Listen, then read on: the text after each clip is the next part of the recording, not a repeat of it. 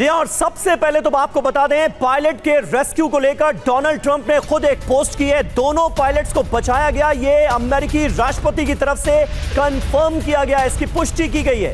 Pilot को चोट लगी हुई है लेकिन वो ठीक हो जाएगा। डोनाल्ड ट्रंप ने इस पूरे रेस्क्यू ऑपरेशन को ऐतिहासिक बचाव अभियान करार दिया है अमेरिका का। व्हाइट हाउस ने भी लिखा है, God bless our troops and God bless the United States of America. तो व्हाइट हाउस की तरफ से, डोनाल्ड ट्रंप की तरफ से खुद ये जो पोस्ट की गई है, ये भी हम आपको दिखा रहे हैं। ऐसा अमेरिकी सैन्य इतिहास में पहले कभी नहीं हुआ, क्योंकि दुश्मन की जमीन पर दोनों पायलट मौजूद थे, लेकिन एक बड़ा ऑपरेशन चलाकर दोनों पायलट्स को रेस्क्यू कर लिया गया है। ये डोनाल्ड ट्रंप ने कंफर्म किया है। और बड़ी खबर यह भी है कि पायलट को बचाने के लिए बड़े स्तर पर ऑपरेशन चला। लड़ाकू विमान, हेलीकॉप्टर, सैकड़ों जवान शामिल हुए। यूएस विमानों ने ईरानी सैन्य काफिले पर बमबारी भी की। ऑपरेशन के दौरान दोनों तरफ से गोलीबारी शुरू हुई। सैटेलाइट और इंटेलिजेंस ताकत का इस्तेमाल तक किया गया। अमेरिकी इतिहास का सबसे चुनौतीपूर्ण ऑपरेशन। तो अमेरिकी राष्ट्रपति डोनाल्ड ट्रंप ने भी इसको लेकर पोस्ट किया। ऐतिहासिक ऑपरेशन इसको बताया और बताया कि कैसे सैटेलाइट और इंटेलिजेंस ताकत का भी इस्तेमाल किया गया। गोलीबारी की भी शुरुआत हुई। पायलट को बचाने के लिए बड़े स्तर पर चलाया गया ऑपरेशन।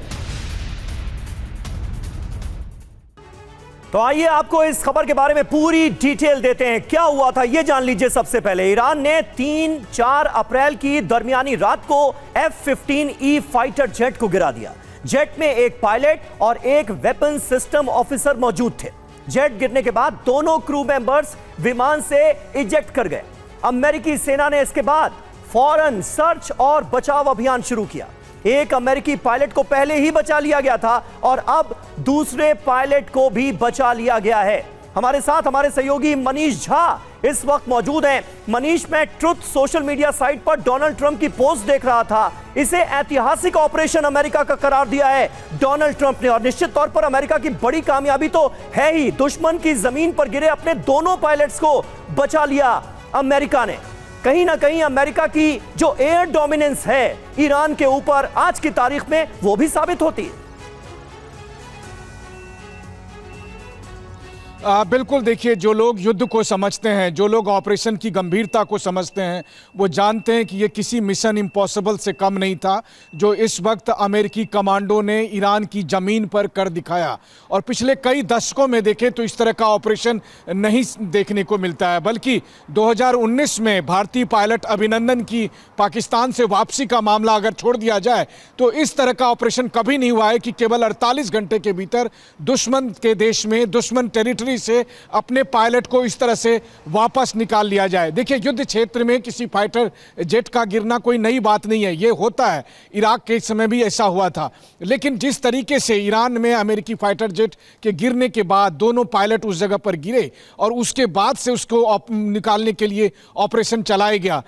प्रेसिडेंट ट्रंप ने यह कहा है कि पहले पायलट को हमने जब बचा लिया था तब मैंने इसकी जानकारी इसलिए नहीं दी थी क्योंकि तभी ऑपरेशन कंटिन्यू था। और जिस तरीके से प्रेसिडेंट ट्रंप ने यह बात शेयर की है और जो साफ तौर पर समझ में भी आता है कि ईरान में जिस जगह पर दोनों पायलट गिरे थे, पहाड़ी थी, बहुत ही डिफिकल्ट टेरेन था, उसके बीच में उसने अपने इनक्रिप्टेड रेडियो से मैसेज भेजा था कि मैं यहां पर हूं। उस लोकेशन को लेकर ट्रैक करके और उसके बाद अमेरिकी कमांडो सैकड़ों की संख्या में भेजे गए, दर्जनों हेलीकॉप्टर भेजे गए, कई फाइटर जेट उनको पीछे से बैकअप कर रहे थे। और उस समय जब अमेरिकी कमांडो वहां पर पहुंचे सैकड़ों की संख्या में, पूरे इलाके को उसने घेर लिया और फिर यह सर्च ऑपरेशन शुरू हुआ। बदले की कार्रवाई में ईरानी सेना, ईरानी पुलिस, ईरानी लोग, IRGC के तमाम लोगों ने लगातार अमेरिकी ऑपरेशन को रोकने की कोशिश की। एकदम किसी हॉलीवुड फिल्म जैसा यह सब सीन रहा होगा।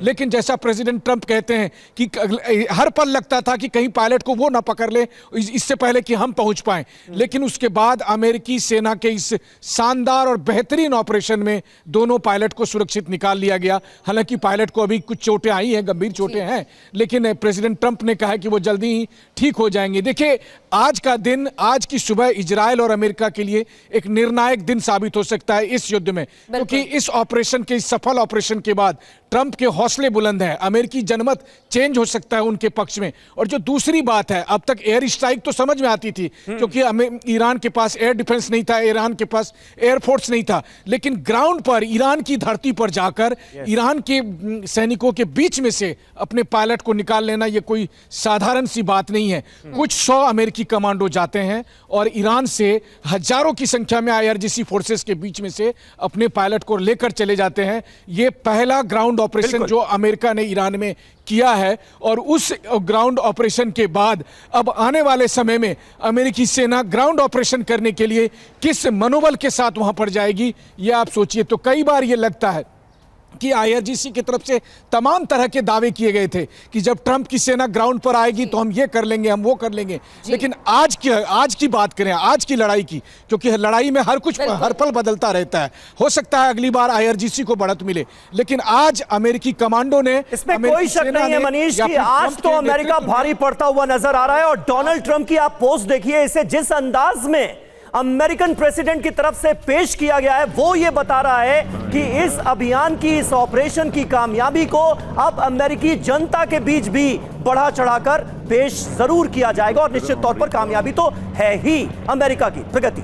बिल्कुल, और इसी वजह से डोनाल्ड ट्रंप ने इसे ऐतिहासिक ऑपरेशन भी बताया है। दोनों पायलट का रेस्क्यू हो चुका है। Group captain DK Pandey sir, आप इसे कैसे देखते हैं? क्योंकि ऑपरेशन ना सिर्फ हवा में अंजाम दिया गया, हवाई ताकत के बारे में तो अमेरिका ने परिचय दिया ही है और सफल ऑपरेशन को अंजाम दिया, लेकिन कितना कठिन रहा होगा, क्या चैलेंजेस का सामना करना पड़ता है, क्योंकि 48 घंटे के अंदर अंदर ही ग्राउंड ऑपरेशन की शुरुआत भी करनी पड़ी है। देखिए, निश्चित रूप से चुनौतीपूर्ण रहा है, इसमें कोई शक नहीं, क्योंकि एक तो 3 बहुत ही महत्वपूर्ण फैक्टर जो आपके विरुद्ध थे, ऑपरेशंस के विरुद्ध थे। पहली बात कि आप ऐसे अनजाने जगह में हैं जहां के बारे में बहुत ज़्यादा आपको ज्ञान नहीं है, वहाँ के किस प्रकार के ग्राउंड फोर्सेज हैं, डिप्लॉयमेंट क्या है और क्या एडी सिस्टम है, क्योंकि जो अभी ईरान एयर डिफेंस सिस्टम अपने ऑपरेट कर रहा है वो manually portable air defence system यानी कि सोल्जर फायर मिसाइल्स का इस्तेमाल कर रहा है, जो कि उसको चाइना से और खुद उससे बनाई है और रशिया से मिली है। तो ये एक पहली चुनौती थी कि ऐसे एयर डिफेंस सिस्टम का जो कि सोल्जर फायर ने।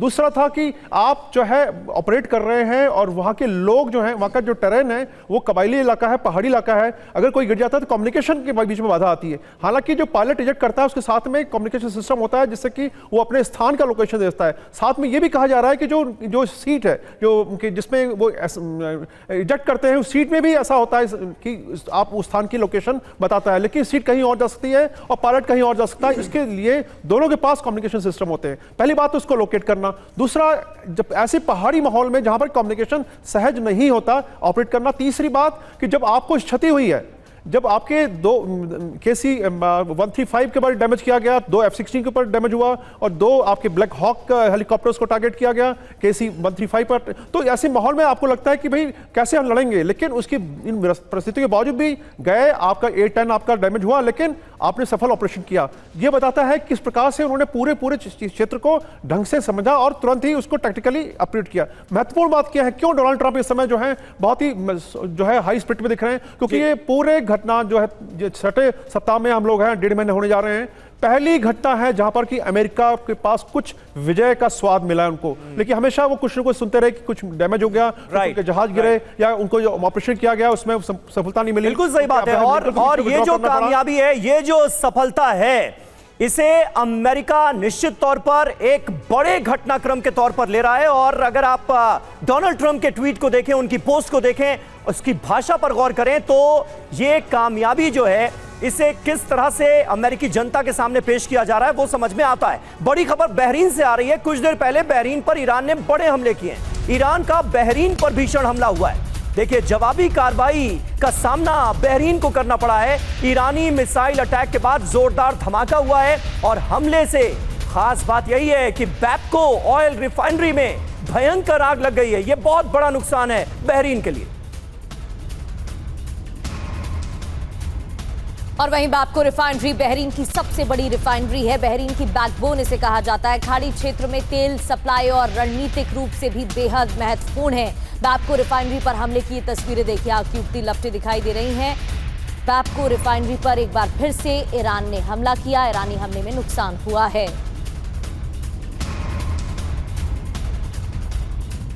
और बैपको ऑयल रिफाइनरी पर हमले का एक और नया वीडियो आपको दिखाते हैं। हमले के बाद ऑयल रिफाइनरी में धमाके हुए, ड्रोन और मिसाइल हमलों के बाद ब्लास्ट हुआ है। ये तस्वीरें आप देखिए, दूर से ली गई ये तस्वीरें जिसमें आग और धुएं का गुबार उठता रिफाइनरी से नजर आ रहा है।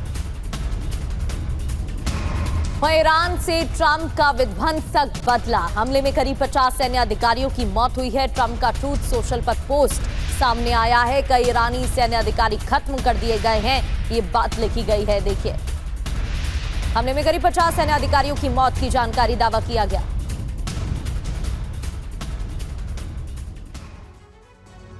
जी हां, तो आज डोनाल्ड ट्रंप की तरफ से बड़े बड़े दावे किए जा रहे हैं। उन्होंने ईरान के बड़े सैन्य अधिकारियों को मार दिया है, यह कहा गया है। आइए आपको बताते हैं कि अब तक कौन कौन से ईरानी सैन्य अधिकारियों की मौत हुई है। पूरी डिटेल अब आपके सामने। यह है ट्रंप का इंतकाम। अमेरिका का F-15E फाइटर जेट नष्ट हुआ और इससे बुरी तरह से तिलमिलाया हुआ था अमेरिका। आप देखिए, लिस्ट सामने आ गई है। ईरानी सैन्य अधिकारियों की मौत की। मोहम्मद बाकपुर IRGC के कमांडर इन चीफ थे, इनकी मौत हुई है अमेरिका के ताजा हमले में, यह बताया गया। इसके अलावा अब्दुल रहीम मुसावी जो कि आर्म्ड फोर्सेस के चीफ ऑफ स्टाफ थे, इनकी जान चली गई है ताजा हमलों में, यह साफ तौर पर बताया गया है। अली रेजा तंगसीरी IRGC के नेवल कमांडर की भी जान चली गई है इस जंग में। डोनाल्ड ट्रंप ने इनका भी नाम इस फहरिस्त में ऐड किया है।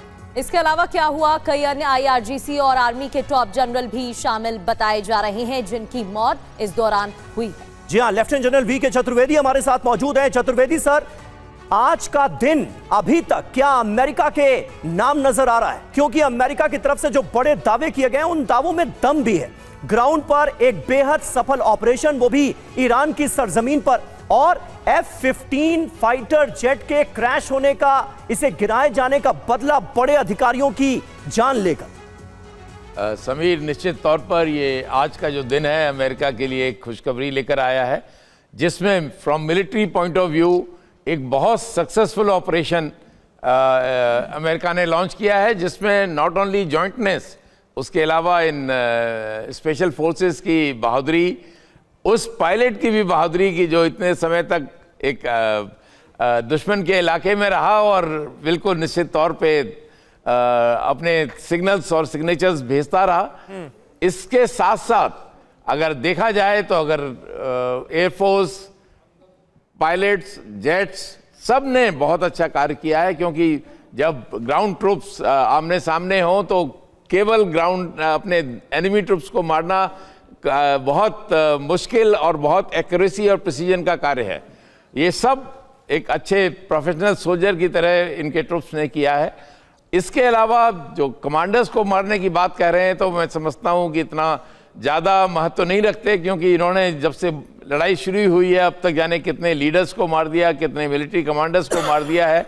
लेकिन ईरानी जो फौज है वो एक काफ़ी, मैं समझूंगा, वेल ट्रेंड है और राष्ट्र के प्रति समर्पित है। वो सबसे बड़ी उनकी एक मैं कहूँगा सबसे बड़ा उनका जो एट्रीब्यूट है वो यह है कि राष्ट्र के प्रति समर्पण भाव होना, और उसकी वजह से एक अगर लीडर जाता है तो दूसरा तैयार है, तो उससे कोई ज़्यादा फर्क नहीं पड़ने वाला। बट ओवरऑल अगर देखा जाए तो एक बहुत अच्छी खबर है आज प्रेसिडेंट ट्रंप के लिए, अमेरिकन फोर्सेस, इजरायली फोर्सेस के लिए, क्योंकि इस तरह का वेल कोऑर्डिनेटेड ऑपरेशन लॉन्च करना कॉम्प्लेक्स सिचुएशन में, डिफिकल्ट टेरेन में जरूर ही बहुत अच्छी सफल ऑपरेशन भी करार दिया गया है अमेरिकी राष्ट्रपति डोनाल्ड ट्रंप की तरफ से। वहीं आगे बढ़ते हुए एक और बड़ी ब्रेकिंग, लेबनान में तबाही का सबसे नया वीडियो भी सामने आ गया है, क्योंकि लगातार तबाही मचाई जा रही है। इधर हिजबुल्लाह के ठिकानों पर हमले किए जा रहे हैं और इजरायल ने एक साथ कई इमारतों को उड़ाया। नाकौरा में भीषण तबाही और धुएं का गुबार भी नजर आया। ये देखिए तस्वीरें आपके सामने, नाकौरा की तस्वीरें जहां हिजबुल्लाह के ठिकानों पर टारगेट कर हमले किए गए हैं। इजरायल ने एक साथ कई इमारतों को ध्वस्त किया।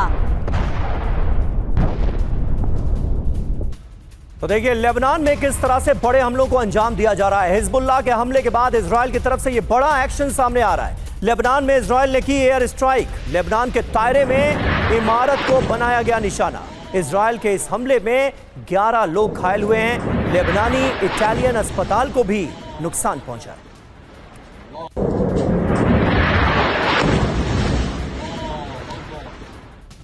और वहीं इजराइल और यूएस का ऑपरेशन जारी है। तेहरान में हमले का सबसे नया वीडियो आपको दिखाते हैं। इजराइल के हमलों के बाद तेहरान में तबाही का मंजर नजर आया है। ईरानी सेना के ठिकानों को टारगेट किया गया। सेना के ठिकानों पर भीषण धमाके किए गए हैं। रिहायशी इलाकों से थोड़ी दूर पर सैन्य बेस थे जहां पर ये अटैक हुए हैं।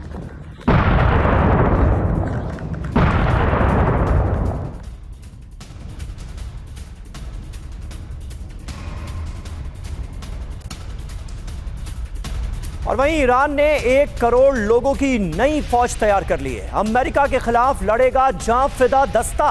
युद्ध के लिए 1 करोड़ लोगों की फिदाइन यूनिट तैयार की गई है। 10 लाख लोगों के लिए दरअसल भर्ती निकाली गई थी। ईरानी मीडिया के हवाले से यह बहुत बड़ी खबर सामने आ रही है।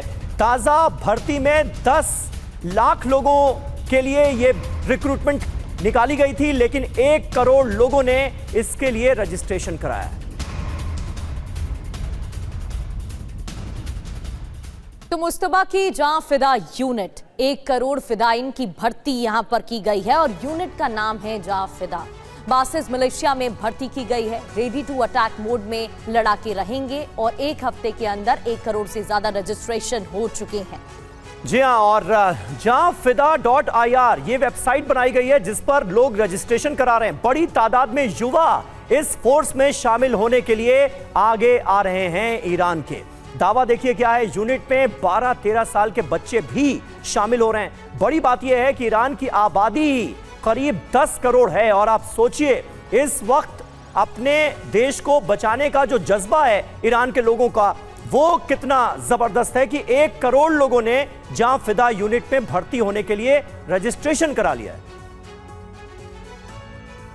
तो ऑपरेशन जां फिदा क्या है और इसको क्यों बनाया गया है? 1 करोड़ लोग रजिस्ट्रेशन करा चुके हैं। ये लड़ाके तैयार हैं अपने देश के लिए लड़ने के लिए। इसके बारे में भी एक-एक कर आपको जानकारी देते हैं। अमेरिका के ग्राउंड ऑपरेशन की आशंका से पहले ये तैयारी की गई है और इस वजह से इस यूनिट को बनाया गया है। जी हाँ, ये यूनिट करेगी क्या? सीधे लड़ाई में मदद करेगी। चेक पॉइंट पर ड्यूटी लगेगी। खुफिया जानकारी देना भी इनका काम होगा और जवानों के लिए सामान पहुंचाने में भी इनका इस्तेमाल किया जाएगा। युद्ध में घायलों की मदद करेगी, जवानों के लिए खाना बनाने का काम भी करेगी। यानी कि तैयारी आगे की जा रही है। जां फिदा का यहाँ पर ऑटोमन कनेक्शन क्या है ये भी समझ लेते हैं। ऑटोमन साम्राज्य में जां निसार समूह था। जां निसार की तर्ज पर ही ईरान में जां फिदा यूनिट फॉर्म हुई है, यानी कि बनाई गई है। डॉक्टर संदीप त्रिपाठी सर, जिस तरीके से आगे की तैयारी ईरान कर रहा है, ईरान की तरफ से धमकी दी गई है, यूनिवर्सिटी पर हमले करेंगे, हमले किए गए। अस्पताल को लेकर हमले की धमकी दी गई थी, वो भी किया गया। IT कंपनी पर हमले करेंगे, वो भी किया गया। अब आगे परमाणु प्लांट पर हमले की तक चेतावनी दे दी गई है और फिर जिस तरीके से यूनिट तैयार कर तैयारी की जा रही है, लग तो यही रहा है आक्रामक तरीके से तैयारी कर रहा है ईरान आगे की जंग के लिए। अब देखिए, यदि ईरान की बात करें तो मुझे याद है 28 फरवरी का जिस दिन खामेनी साहब का असैसिनेशन हुआ, उसके बाद पूरे ईरान पर जो एक नैरेटिव अमेरिका ने गढ़ा था रिजीम चेंज का, वहाँ लोगों में संतोष है, वो जस्ट रिवर्स हो गया और रिवर्स मोबिलाइजेशन हुआ। आज जो आपने दिखा रही है, मुझे लगता है कि ये उसी का नतीजा है कि पूरे ईरानियन में एक जो जोश है, उत्साह है और वो अपने इस युद्ध को, जंग को अपना धर्म मानते हैं। वो कहते हैं कि राष्ट्र के लिए मरना, शहादत देना, मुझे लगता है वो अपने आप को डेथ नहीं मानते। वो कहते हैं कि ये हमारा धर्म है और किसी भी एक बहादुर राष्ट्र की पहचान भी होती है कि वहाँ के नागरिक इस क्राइसिस के टाइम में, संकट के जब समय आते हैं, मुझे थोड़ा बहुत तो ज़्यादा वो हमने थोड़ा पढ़ाई ही पढ़ी है, लेकिन हमारे जो पैनलिस्ट है वो जरूर इस बात को जानते होंगे कि 1962-71 के युद्ध में भारत में भी इस तरीके का माहौल था कि जंग में एक उत्साह होता है, स्पेशली यूथ में भी, कि हम सेना पर जाएं, बॉर्डर पर जाएं और लड़े। उस समय जब आपका देश दुनिया की सबसे बड़ी ताकत से लड़ रहा है और वो ये कह रहा है कि ग्राउंड ऑपरेशन पर आओगे कि एक भी सैनिक नहीं बचा। थोड़ा मैं एक चीज थोड़ा सा रिवर्स पीछे जाऊंगा। अभी आप रिपोर्ट में दिखा रहे थे कि अमेरिका की जीत हो गई, सफल ऑपरेशन हो गया, अपने पायलट को बचा लिया। ये नहीं भूलना चाहिए कि अमेरिका का फाइटर जेट को ईरान ने मार गिराया है। ये नहीं भूलना चाहिए कि इतना बड़ा तानाशाह जो ये कह रहा था, जो रातों रात किसी हेड ऑफ स्टेट को उठा लेता है, अब एक सैनिक बचा लिया, अपने डिफेंस को डिफेंसिव मोड में आकर के अपनी जीत वो बता रहा है। उस परिदृश्य में, उस इकोसिस्टम में ईरानियन जो आपने बताया कि 10 करोड़ की आबादी है, 1 करोड़ के लोग वहां तैयार है। और देखिए नेचर क्या है इसका, नेचर लॉजिस्टिक सपोर्ट देंगे, जो आर्मी लड़ रही है फ्रंट में उनको सपोर्ट देंगे। तो मुझे लगता है इस ऐसे जंग में, जिस जंग में ट्रंप ये कहता हो कि तुम्हें back to the stone age में ले आएंगे, उस जंग में वहां का यूथ यदि सामने आता है तो मुझे लगता है कि युद्ध का सबसे बड़ी ताकत होती है उसके मनोबल। और आज ईरान उस मनोबल में बहुत टॉप पोजीशन पर है और ईरान ने पूरी दुनिया को भी ये मैसेज दिया है। इसीलिए जो उसके साथी थे मैक्रोन की कल का स्टेटमेंट, मैक्रोन ये बार बार कह रहे हैं कि हम ईरान से सहमत नहीं है, लेकिन यह भी जरूरी है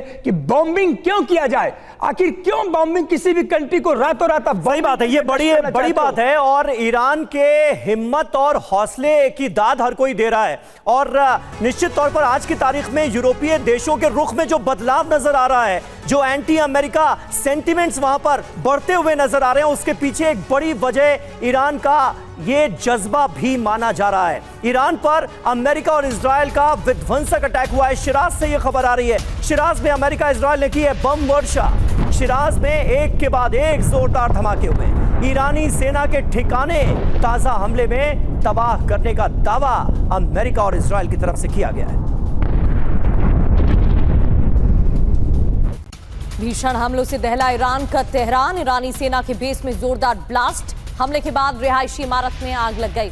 तेहरान में रिहायशी इलाकों में हमले किए जा रहे हैं। जो IRGC के ठिकाने हैं वो टारगेट पर हैं। इजराइल की एयरफोर्स ने विध्वंसक अटैक करते हुए यहां पर हमले किए हैं। देखिए ईरान के तबरीज में स्ट्राइक हुई है। इजराइल की एयर स्ट्राइक के बाद जोरदार धमाका हुआ। धमाके के बाद आसमान में धुएं का गुबार दिखा है। तबरीज में बड़े धमाके की तस्वीरें सामने आई हैं। इजरायली डिफेंस फोर्सेस की तरफ से यह बहुत बड़ा अटैक किया गया है, जिसमें मिसाइल लॉन्चर साइट को तबाह कर दिया।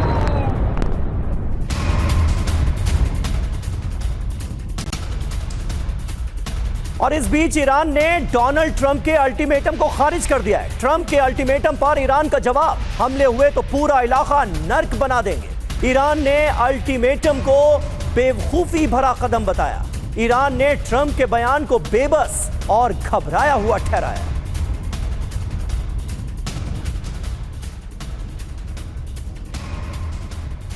तो देखिए ये अपने आप में बड़ी खबर है। एक तरफ डोनाल्ड ट्रंप की तरफ से बेहद आक्रामक रुख दिखाते हुए अल्टीमेटम दिया गया, लेकिन 48 घंटे के इस अल्टीमेटम को ईरान खारिज कर रहा है। हॉर्मुज़ पर टक्कर, 48 घंटे का अल्टीमेटम, ट्रंप की चेतावनी देखिए क्या है और ईरान की तरफ से जवाब क्या आ रहा है। 48 घंटे में हमसे डील कर लो, हॉर्मुज़ को खोलो।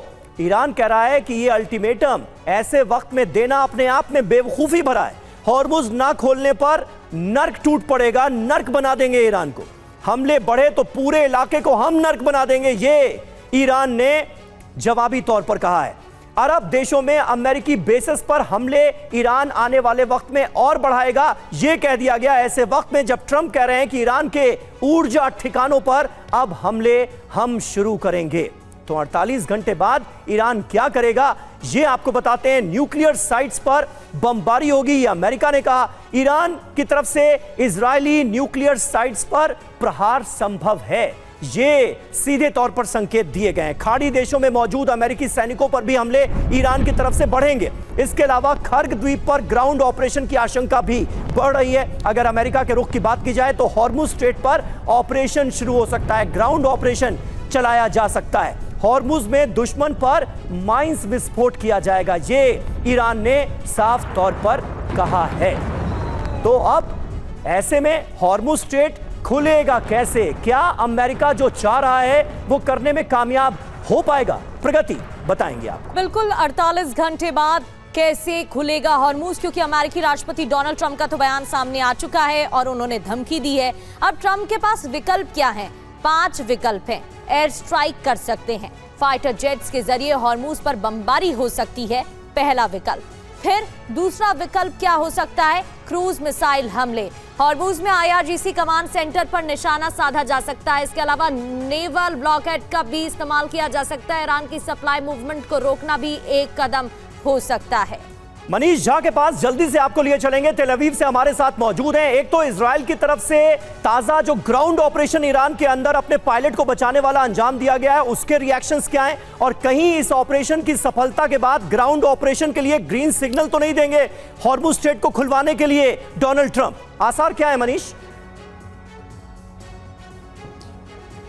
बिल्कुल समीर, देखिए इस वक्त इजराइल में आप कह सकते हैं कि राहत की बात है, संतोष की बात है और बहुत हद तक खुशी की बात है, क्योंकि ये कोई छोटा ऑपरेशन नहीं था। हालांकि इजरायली खास करके मोसाद इस तरह के ऑपरेशन के लिए जानी जाती है, जहां पर वो कई बार अपने लोगों को बचाने के लिए या दुश्मनों को मारने के लिए इस तरह के ऑपरेशन करती है। लेकिन ईरान जैसी एक डिफिकल्ट टेरिटरी में इस तरह का ऑपरेशन, ये अपने आप में मिलिट्री पर्सपेक्टिव से देखिए पॉलिटिकल नैरेटिव एक अलग चीज़ है, लेकिन इस वक्त जंग चल रही है, जंग दूसरे महीने में चल रही है और यहाँ कोई एलिमेंट ऑफ सरप्राइज नहीं है। उस हिसाब से देखें तो इजरायली एक्सपर्ट ये मानते हैं कि वेनेजुएला में जो ऑपरेशन मादुरो हुआ था उससे ज़्यादा ये डिफिकल्ट ऑपरेशन था, क्योंकि वेनेजुएला में तो एलिमेंट ऑफ सरप्राइज था, पता नहीं था कि कब ऑपरेशन होगा।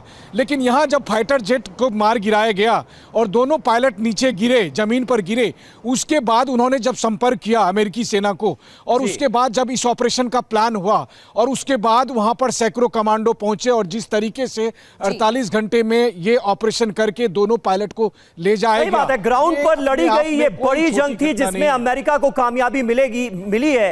ये बिल्कुल तय माना जा रहा था कि अमेरिका यहां पर अपने पायलट्स को बचाने के लिए जी जान लगा देगा और अमेरिका ने ऐसा किया भी है।